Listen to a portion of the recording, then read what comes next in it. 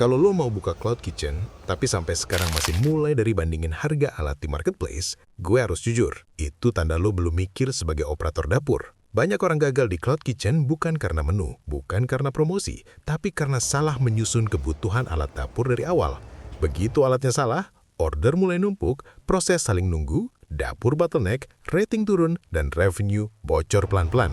Di video ini, gue mau jelasin list kebutuhan alat dapur yang wajib ada di cloud kitchen. Bukan versi katalog, tapi versi alat yang bikin dapur stabil di jam sibuk. Kesalahan paling sering itu sederhana. Orang beli alat berdasarkan harga, bukan berdasarkan alur kerja. Cloud kitchen gak peduli alat lo murah atau mahal. Yang diuji cuma satu, order bisa jalan paralel atau enggak. Kalau alatnya salah, semua proses jadi antri, karyawan capek, owner stres, dan masalah muncul tiap jam sibuk. Sebelum beli alat dapur untuk cloud kitchen, lo harus jawab dulu beberapa hal dasar. Menu utama lo apa? Berapa proses panas yang jalan barengan? Peak order per jam berapa? Dan titik paling rawan bottleneck di mana? Kalau ini belum kebayang, alat apapun yang lo beli masih spekulasi dan beresiko. Kita masuk ke alat paling krusial di cloud kitchen, yaitu area cooking. Disinilah dapur hidup atau mati. Open burner di cloud kitchen itu alat paling penting di cloud kitchen. Ini bukan sekedar kompor, tapi pengatur arus kerja dapur. Di dapur multi-menu, open burner 6 tungku bisa dioperasikan oleh satu karyawan saja. Kalau pembagian tugas tungkunya jelas. Ada tungku khusus boiling pasta, saus simmer yang jalan terus, jah sayur api besar, steak dengan panas stabil, dan sisanya untuk backup menu. Dengan pembagian ini, proses jalan paralel. Nggak saling ganggu, dan satu orang tetap bisa kontrol flow. Kalau lu cuma punya 2 tungku tapi jual semua menu ini, yang terjadi bukan kekurangan SDM, tapi alat lo yang memaksa kerja antri. Deep fryer di cloud kitchen itu bukan soal goreng cepat. Fungsi utamanya adalah konsistensi. Untuk menu seperti fried chicken, ayam geprek, french fries, dan tahu crispy, deep fryer bikin proses goreng jadi repeatable karena suhu lebih mudah dijaga dan langkah kerja bisa distandarkan. SOP jadi gampang diajarkan ke karyawan. Hasil gorengan gak tergantung filling, dan human error turun drastis. Di cloud kitchen, yang dibutuhkan bukan hero, tapi hasil yang sama terus. Donat adalah salah satu menu yang paling sering repeat order di banyak cloud kitchen. Berdasarkan riset kami, di beberapa kota besar, donat termasuk salah satu menu paling best seller. Tapi donat itu sensitif. Minyak tidak boleh dicampur dengan minyak ayam atau menu gorengan lain. Kalau dicampur, aroma nempel, rasa berubah, dan tekstur donat rusak. Karena itu, donat harus pakai deep fryer khusus supaya minyak tetap bersih, rasa konsisten, dan kualitasnya repeatable. Kalau cloud kitchen lo main di menu kukus, mesin steamer kapasitas besar itu wajib digunakan untuk produksi siomay, bakpao, nasi, tahu bakso, dimsum, dan produk kukus lainnya. Steamer 10 tray troli mampu produksi sekitar 1000 pieces dimsum per 40 menit, sedangkan steamer 20 tray bisa mencapai 2000 pieces per 40 menit.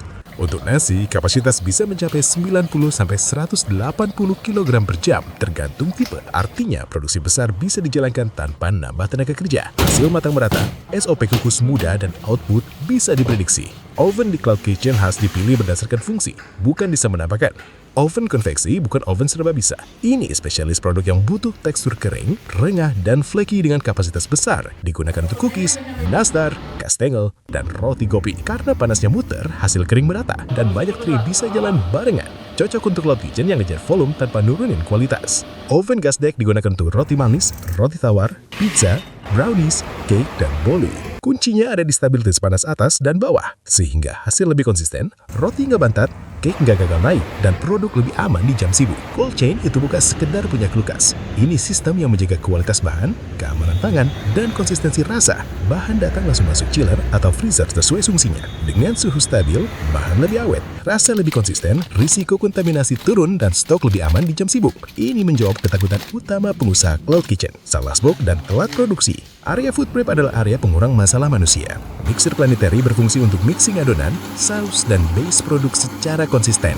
Takaran jelas, hasil stabil tiap batch, dan SOP mudah diterapkan tanpa bergantung filling. Slicer membuat potongan bahan seragam, sehingga waktu masak lebih merata. Prep lebih cepat, dan bottleneck di jam sibuk bisa dikurangi. Grinder digunakan untuk mengolah daging dan isian dengan tekstur konsisten. Produksi lebih cepat dan standar rasa lebih terjaga tanpa bergantung supplier. Food processor mempercepat proses prep bumbu dan olahan halus. Waktu kerja turun drastis, hasil bisa distandarkan dan SOP jadi lebih sederhana. Area ini sering diremehkan, padahal dampak besar ke kelancaran dapur. Meja sink 3 kompartemen harus dibuat custom mengikuti layout dapur. Area sempit tetap bisa maksimal.